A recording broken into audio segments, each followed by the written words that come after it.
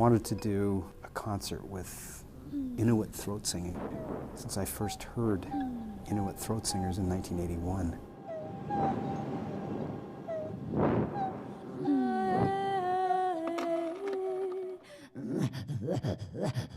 Throat singers sound like they have a string in their body.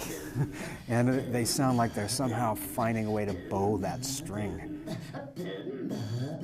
It seems so earthy, so much a part of nature. I've had the experience with one other person before, musically, like connecting like this, but never with 4 others.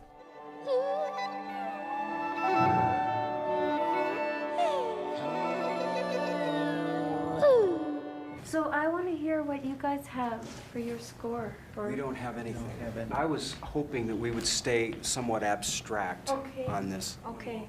To me, this is the dramatic structure of the piece. I had this confidence that whatever we came up with was going to be something really wonderful, but I had not the slightest idea how we were going to get there. It's like if I start with the...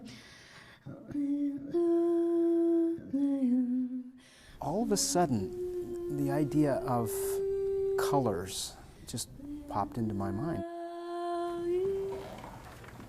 So basically there's 8 of these. Okay. And when we figure out the order, we can tape them together. When David came out with those colors, I felt an opening in my body or something, because I knew it just made sense. I like the idea of the blue beside the black for some reason. Yeah, that's what I was hoping for too. Yeah. We could just start a discussion about music from colors. Where do you want to put red? Red should be closer to the end, because that's when I want to freak out, kind of. Okay. And I think that was the great first approach to kind of go through this piece, because there wasn't notes for Tanya to get freaked out about, and there wasn't nothing for us to get freaked out about. So, I mean, to me, what we should do is just figure out how each of these would sound. And then how to link it. Everybody just jumped in. I mean, I knew there'd be total involvement with Kronos. I wasn't sure about Tanya because we've never worked together before.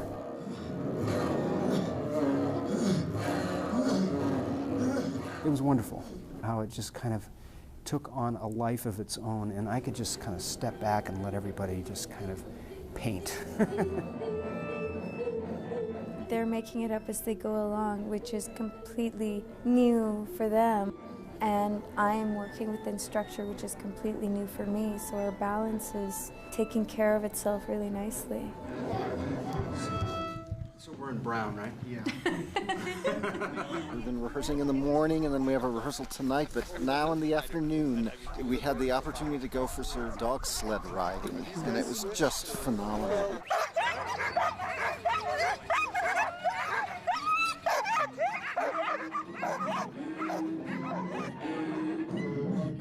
Tanya is directly, musically in touch with something that is almost a ghost. And to me, it's something that's so special and so much a part of the earth and the land and the environment. This is, to me, is more like the crunching Of the snow. We started exploring some of the northern sounds, and it was nice because I got to do one of the bird sounds. Yeah. That was perfect. The tradition she comes from is basically that the Inuit singers are very close to each other when they're singing. So that brought about this idea of starting the piece by singing into the cello. Because the cello is so resonant anyway that it would almost seem like it was singing back to her.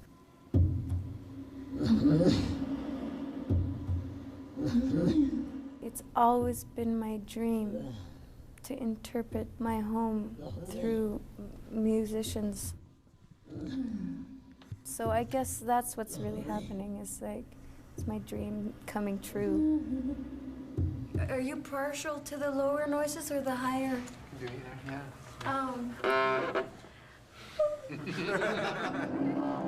Everybody's so open to everyone else's ideas. You jump in with the deeper part when I'm not doing it.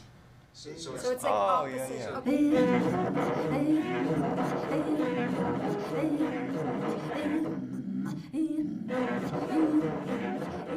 I got to put my 2 cents on what I thought the score would be. I've never been able to play an instrument. I only have my throat. So to hear some of my ideas coming through an instrument, it's exhilarating.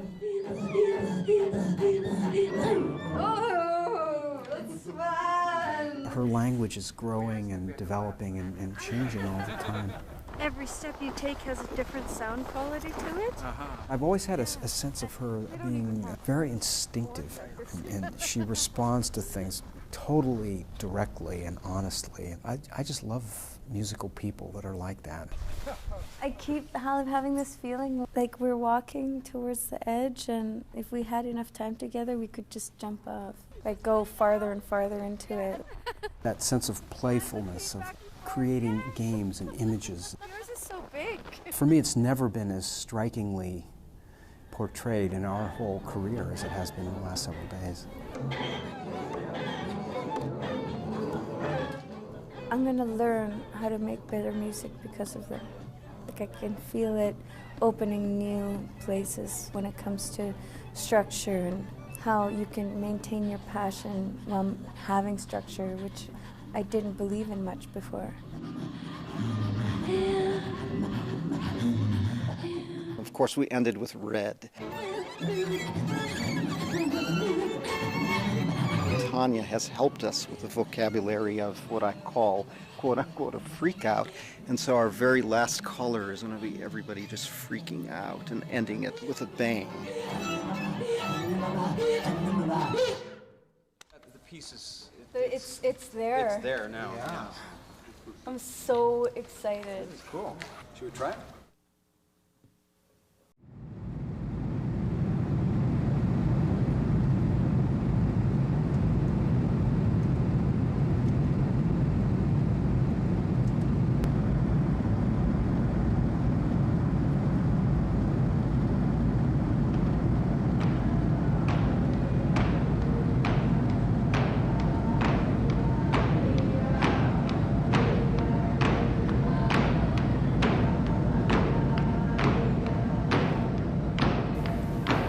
In 1997, Dr. Jamie McDougall, a psychologist from McGill University in Montreal, went to Baker Lake in the Northwest Territories as a consultant, involving an Inuit deaf man and access to justice.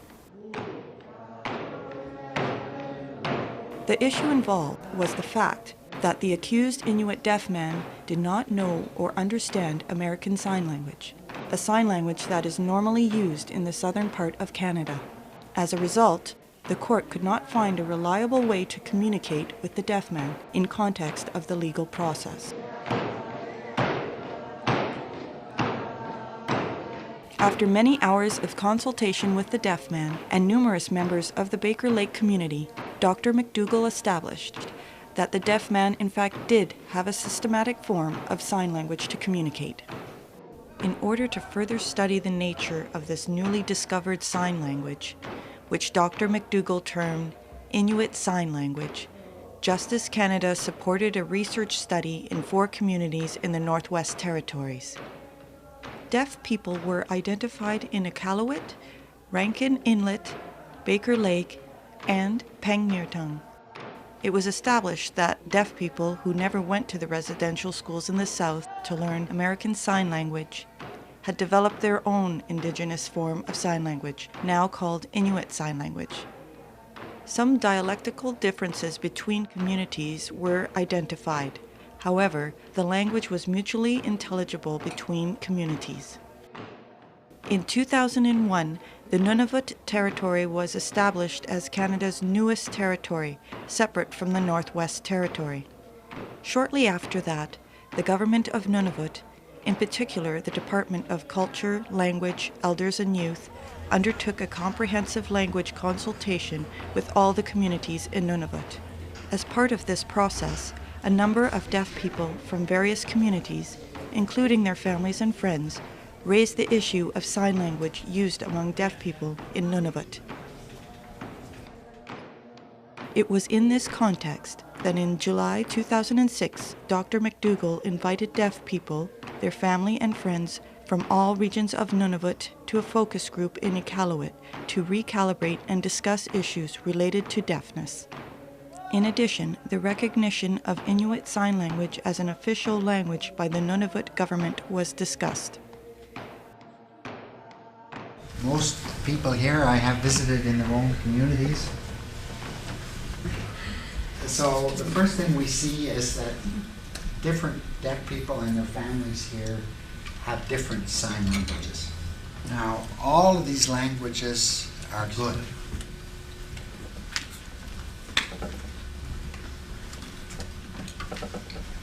And we're here to learn each other's language, and we want to hear everybody's story. I started when I was 11 years old. I went to school in Edmonton there, and that would have been in 1961 till 68. And when I first got there, I was learning the basics, a lot of the stuff from the students, and it took me a while to learn, like, I guess about 3 months to learn the basics, the ABCs, like how to fingerspell and stuff like that. But after about 3 months, I really started picking up the language very, very quickly. So that was great for me. Actually, it was interesting because when I came back to my home community, my parents obviously were speaking Inuktitut, and I didn't understand them, and even just trying to figure out some of their lip reading was very difficult.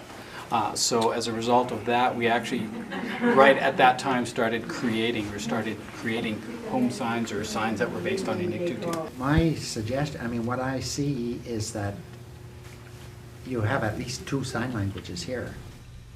One is ASL because so many people went south, and then people from the south came up here and taught ASL. So that language has to be protected. That's your sign language, right? So if you go to the hospital or school, you need to have interpreter there trained in your language. Whatever language you're speaking, if it's ASL, that's it, right? So over there, they mainly have a different language, which I started calling Inuit Sign Language. To me, those are the people that did not go down south. It's the same as hearing people maybe who never went south to residential school, never learned English, they only speak Inuktitut, right? Same thing.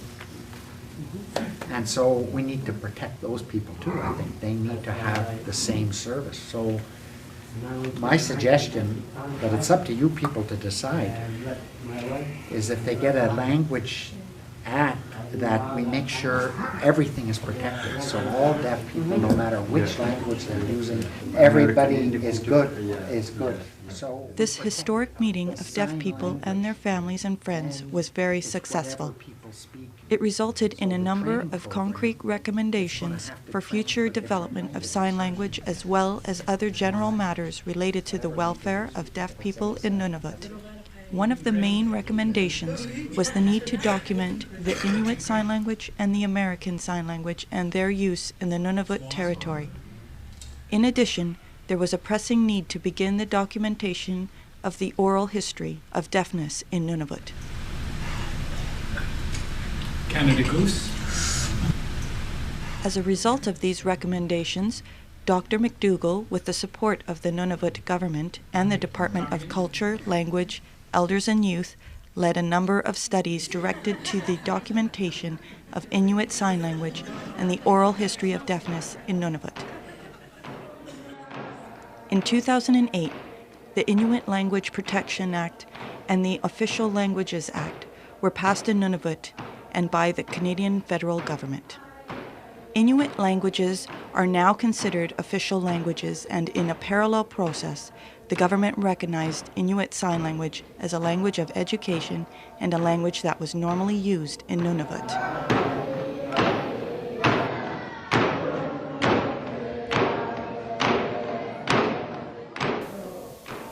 The Premier of Nunavut stated that the government of Nunavut recognizes that the language rights of deaf people, including the right to sign language, was protected by Section 15, the Equality section of the Canadian Charter of Rights and Freedoms.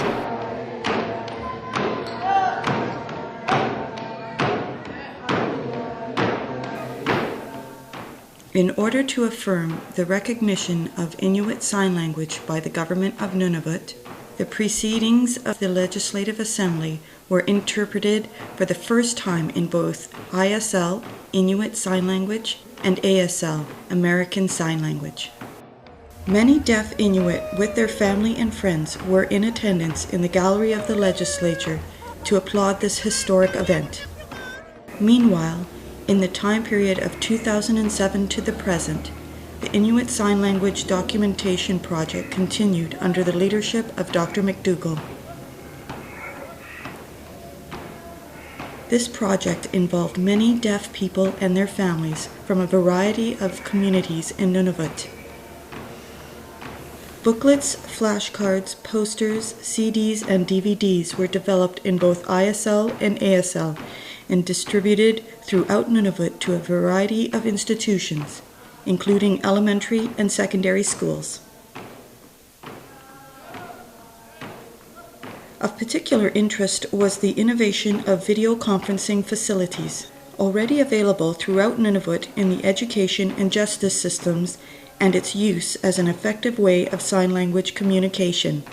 Demonstrations based at the Iqaluit Hospital and the Iqaluit Courthouse established that effective sign language communication could be held between Iqaluit and Baker Lake and Iqaluit and Rankin Inlet.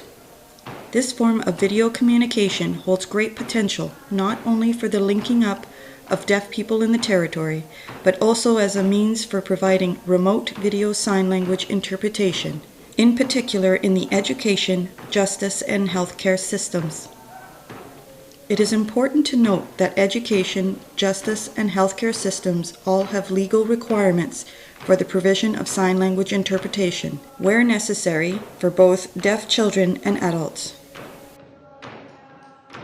For example, the Eldridge Supreme Court decision, taken in 1997, mandates sign language interpretation for deaf people as a free service under the Canadian Health Act for all deaf people who require it. Similarly, the Charter of Rights and Freedoms mandates sign language interpretation where required throughout the legal process. The challenge of the future is to capitalize on the documentation and other related work that has been accomplished to further improve the general welfare of deaf people in Canada's newest territory. Dr. McDougall has observed that the Inuit Sign Language has a long and fascinating history, which can reveal much about language itself. As well, the history of the integration and acceptance of deaf people in the traditional Inuit society has much to teach us about the full inclusion of deaf people in all aspects of community life.